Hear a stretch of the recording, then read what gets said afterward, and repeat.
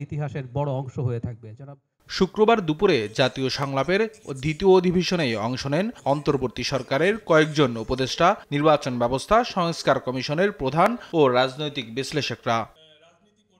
এ সময় সৈয়দা রিজওয়ানা হাসান বলেন, সংস্কারে পিছপা হলে দেশের রাজনীতিতে স্থিতিশীলতা ফেরানো কঠিন হবে। এ সময় উপদেষ্টা মাহফুজ আলম জানান, সংস্কার কমিশনগুলো রিপোর্ট দিলে রাজনৈতিক দলগুলোর সাথে আলোচনায় বসবে সরকার।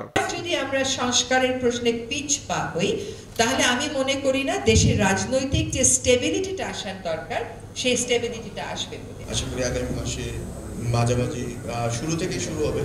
কেউ কেউ বলছেন জানুয়ারির 7, 10, 15 যখনই আসবে আমরা একটা বৃহত্তর একটা কনসালটেশন হবে, এটা আশা করি হবে, এবং সব রাজনৈতিক দল, সব স্টেকহোল্ডারদেরকে নিয়ে।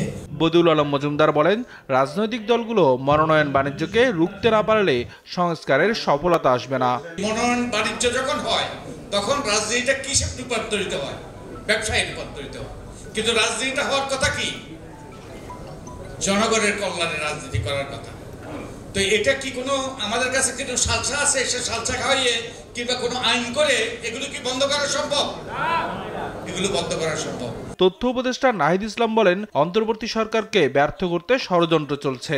আন্দোলনের নামে যারা চাকরিবিধি লঙ্ঘন করবে তাদের বিরুদ্ধে কঠোর ব্যবস্থা নেওয়া হবে। নেক্সট উইকেই এটা খুবই কঠোর পদক্ষেপ আসবে। যারা এরকম আন্দোলনের নামে চাকরিবিধি লঙ্ঘন করছে তাদের বিরুদ্ধে অবশ্যই ব্যবস্থা নেওয়া হবে,